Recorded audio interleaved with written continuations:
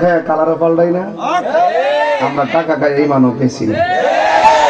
সকালে এক কথা কই না, বিকালের এক কথা কই না। চেয়ার পাইলে সব নীতির কথা বুঝলা জায়গায় ক্ষমতার লাগে কুটকুট শুরু করছে। মাজার ভাঙ্গে মাজার ভাঙবা লাগে পাগল হয়েছে। এদেশে ইসলাম আনছে কারা? আল্লাহ আল্লাহ হলিগণের দেশে এসে জঙ্গল পরিষ্কার করে মঙ্গল করেছেন, ঠিক কিনা বলেন? সে হলি আল্লাহর মাজারে যেদিন হাত দিছে, আমি সেদিন বলে দিয়েছি যে খোদার গজব অপেক্ষা করতেছে। আল্লাহর রহমতে আমরা সম্মানের সাথে আছি, ঠিক কিনা? সুন্নিরা কোনো দলের দালালি করে না, সুন্নিরা মদিনাওয়ালার প্রেমের দালালি করে। আমরা যখন দেখি যে কোনো নেতা আমার নবীরে ভালোবাসে, সে যেই দলের রাজনীতি দলই হোক, যখন দেখি সে আমার নবীরে ভালোবাসে, আমরা তার লগে সম্পর্ক রাখি। এবারে যে কোনো পলিটিক্যাল পার্টি হতে পারে, যখন দেখি যে আমার নবীকে পছন্দ করে, সে একবার যত কলিজার টুকরে হোক, আমাদের কাছে চান্স নাই। এইগুলো নিয়ে অনেকে ট্যাগ লাগানোর চেষ্টা করে, ট্যাগ ছুটে যাবে। আল্লাহর পক্ষ থেকে যখন গজব নেমে যাবে, সব ছুটে যাবে। জবান ঠিক রাখতে হবে, হৃদয় ঠিক রাখতে হবে। এটা যদি ঠিক থাকে, অল বডি ঠিক। এটা ঠিক না থাকলে কোনোটাই ঠিক না। আমার শরীরে গোশত আছে, আপনার শরীরে আছে না? সব মিলে কাটলে 10-12 কেজি হবে না? গোশতের টুকরার ভিতরে একটা গোশতের টুকরা আছে, এটার নাম হলো ওয়াহিয়াল কালব। কালব কালব অল বডিটাকে সুস্থ রাখার জন্য খাদ্য আছে, আর ওই টুকরাটাকে শুদ্ধ রাখার জন্য আর সুস্থ রাখার জন্য খাদ্য আছে। গিজাউল কালবে জিক্রুল্লাহ, কলবের খাদ্য হলো আমার আল্লাহ পাকের জিকির। সুবহানাল্লাহ, আরো বড় করে বলেন সুবহানাল্লাহ। আপনারা আমাকে ভালোবাসেন না? সত্যি ভালোবাসেন তো আপনারা? এই ভালোবাসাটা আমারে আপনারা আজ থেকে প্রায় বাজান কত বছর ধরে আসি? আমি 15 বছর ধরে আমি আসতেছি। এটাই তো হিডা, এটাই তো হিডা। তাই নতুন না পুরানোই। কখনো বাতিলদের সাথে আপোষ করি নাই। আমরা সুন্নিরা আমরা আপোষ করি না, ঠিক কিনা বলেন? আমরা একজন আরেকজনকে ভালোবাসি আল্লাহর জন্যে, একজন আরেকজনকে ভালোবাসি নবীর জন্যে। তোমার মাঝে রসুলের প্রেম আছে,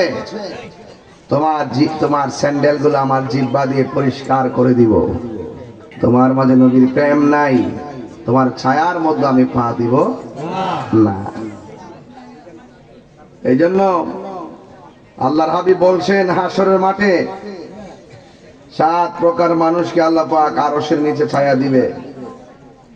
এর মধ্যে এক শ্রেণী হলো আল্লাহর জন্য যদি কেউ কাউকে ভালোবাসে। জোরে বলেন না সুবহানাল্লাহ।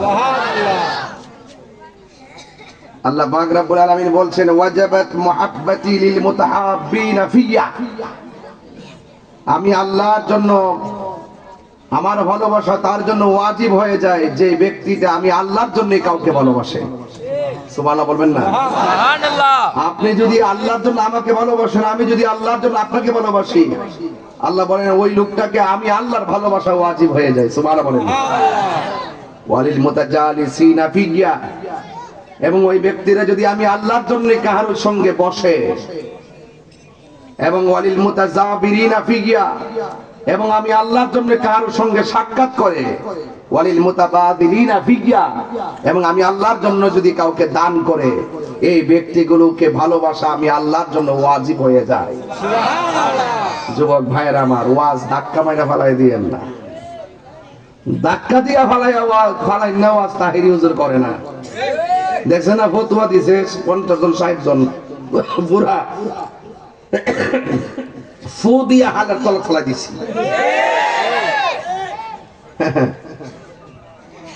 এই জন্য আওয়াজ করে বলেন, আমরা একজন আরেকজনকে ভালোবাসবো নবীর জন্য। রাজি আছেন তো ইনশাআল্লাহ? নবীর প্রেম যার অন্তরে থাকে তাকে আমরা ভালোবাসবো।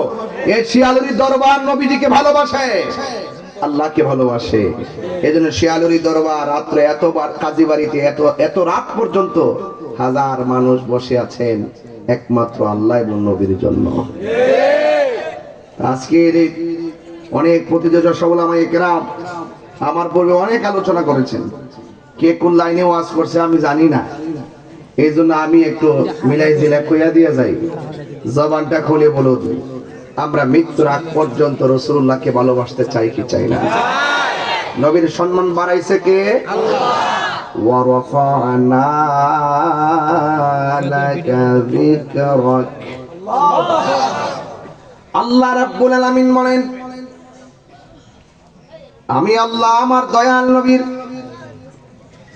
সম্মানকে আমি বুলন্দ করে দিয়েছি। ওই মোল্লা, তোমার কাছে আমার প্রশ্ন, তুমি আমাকে জবাব দাও, আল্লাহ নবীর সম্মান কতটুকু বাড়াইছে সীমানা দাও। তুমি যদি সারা দুনিয়া ঘুরাও কিতাব বিচারে গলার মালা বানাই নিয়ে আসো, নবীর সম্মান আল্লাহ কতটুকু বাড়াইছে তার কোনো কুল কিনারা তুমি পাবে না। কথা বলেন ঠিক কিনা?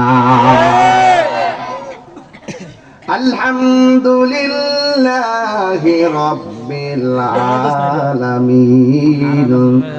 আমার নবী